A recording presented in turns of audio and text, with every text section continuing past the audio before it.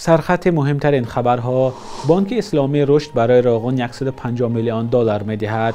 در روسیه پوشیدن نقاب را منع کردند و گروه حماس آتش بس را قبول کرده است.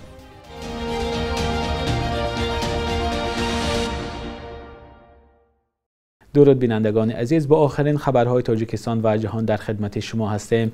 امروز 12 ایون سال 2024 است.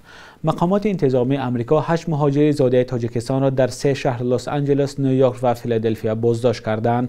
آنها در داشتن رابطه با گروه دهشت افکن داعش گمان بر دانسته می‌شوند.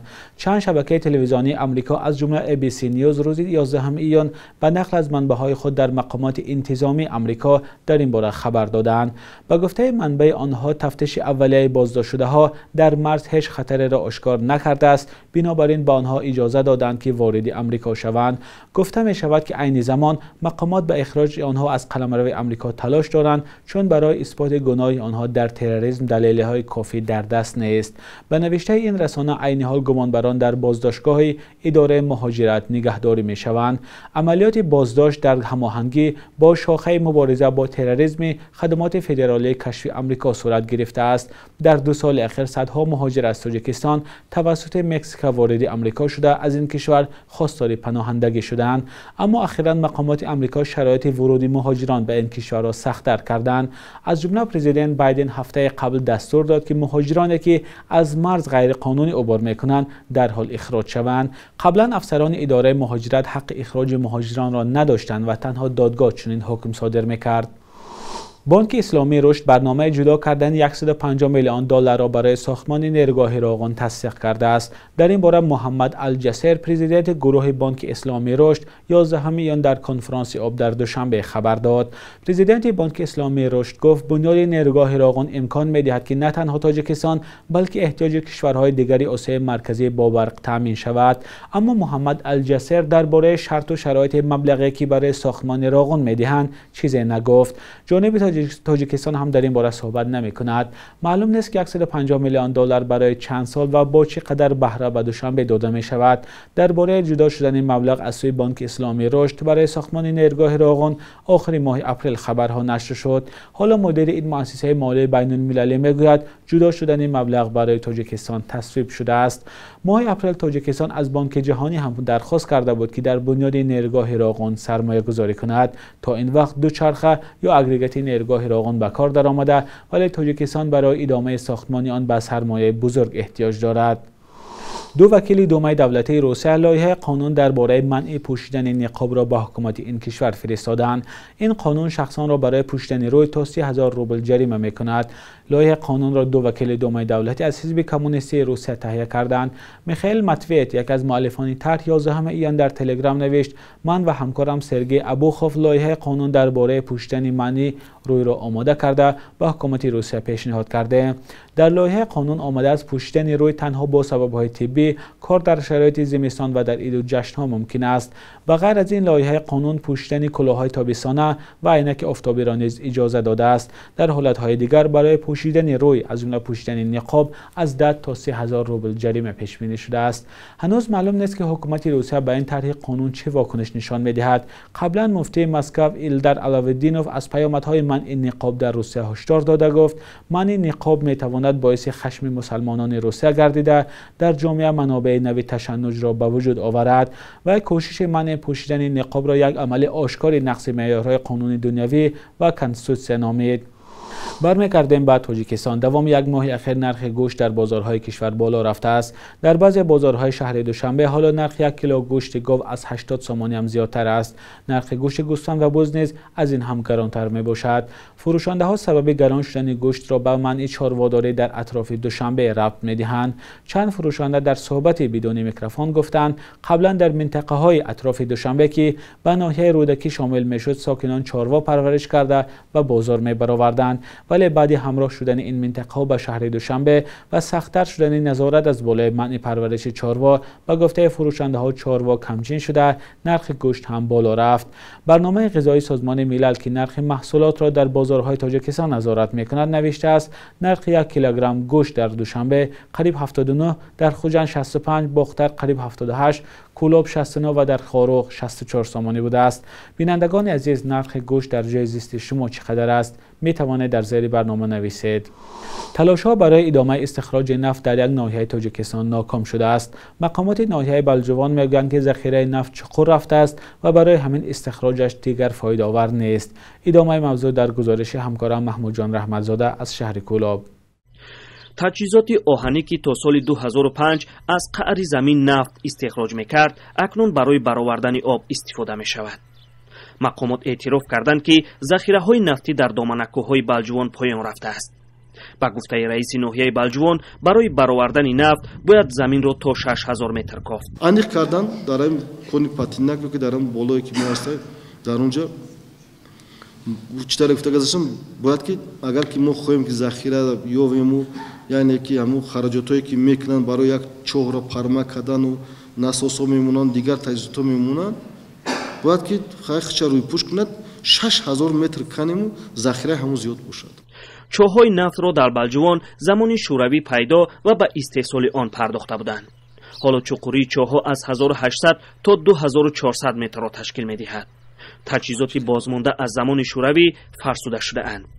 استحصال کمی نفت هم با همین تجهیزات فرسوده صورت می‌گیرد. متاسفانه سالایی که شوروی استحصال می‌کرد و با ترتیب بود و همه چی اون خیلی نیست. یکم که همون باید کونه فرسودش تگی هستن تجهیزاتی که ما داریم. چند سال است که مقامات در بلجوان از آمد و رفت صاحبکاران خارجی حرف میزنند. 2 سال پیش یک گروه سرمایه‌داران چینی از چاه‌های نفتی بلجوان دیدن کرده اند، اما آنها رفتند و دوباره برنگشتند. رهبر شرکت جلالی میگوید پولی کلان صرف کرد تا دوباره نفت استخراج کند. وقتی که همین نفت کم شد، سودا سوس میشود، تو یه قدرت یک سکاجه مثال 700 میلیون همی روده، مثال یک زنان ریمونت شده، یک توربه میتونه که توربو 40 خبرو قیمت هم خبرو کلون میشم، البته نیوی گردی میشه یودم دا. رئیس ناحیه بلجوان میگوید شرکت‌های خارجی در آغاز برای کارکرد نفت راضی میشوند، ولی پس از دیدن مکان نفت فکرشان تغییر میکند. این ناحیه زمانی با چاه‌های نفتش معروف بود، ولی اکنون از چاه‌های نفتی آب میبراید. برای آب را به نفت تبدیل دادن میلیون ها سامانی ضرور است. محمود جان رحمتزاده، آزادی، ناحیه بلجوان.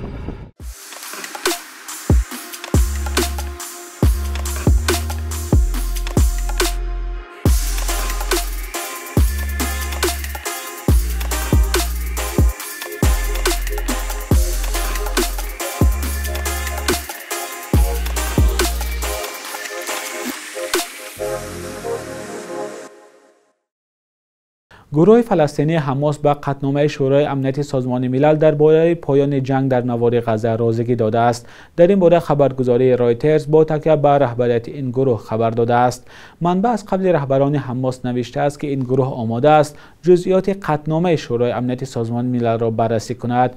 انتونی بلینکن کاتب دولتی آمریکا این خبر را علامت روح بلد کننده نامید. حماس از سوی آمریکا و اتحاد اروپا سازمان تروریستی شناخته شده است.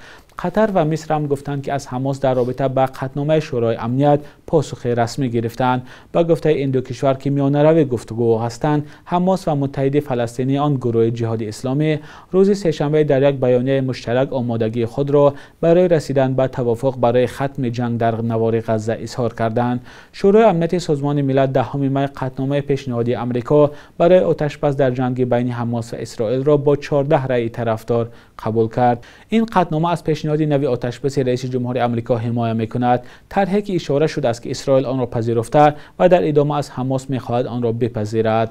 بخش یک روز تاریخ را در تقدیم همکارم خیرمان بقازاده تماشا کنید که مهمترین واقعه‌های تاریخی در روز 12 ایون را فرا می‌گیرد.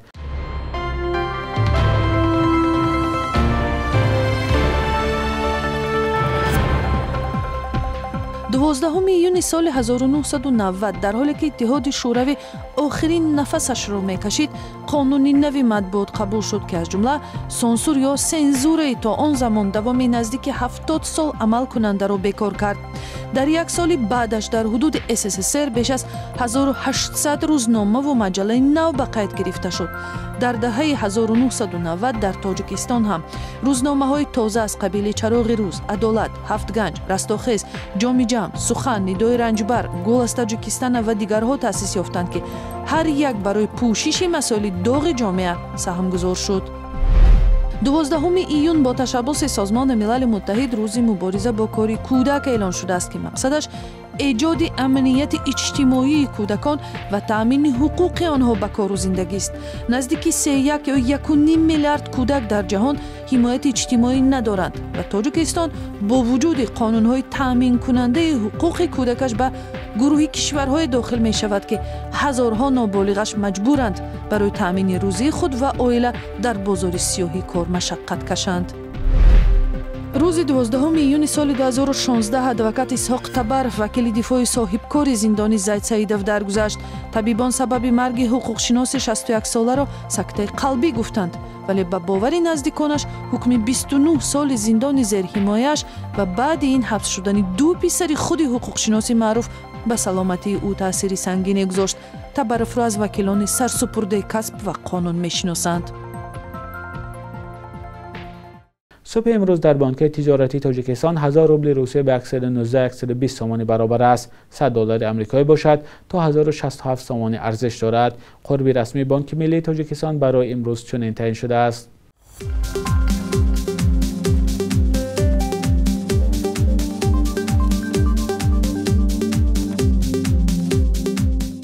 بینندگان عزیز، مهلت جدا شده برای برنامه نوید به انجام رسید. در زیر برنامه لایک گذارید و آن را به دوستانتان فرستید. با این راه آدمان زیاد از خبرهای آخرین آگاه می شوند. تا فردا، خدا نگهدارتان.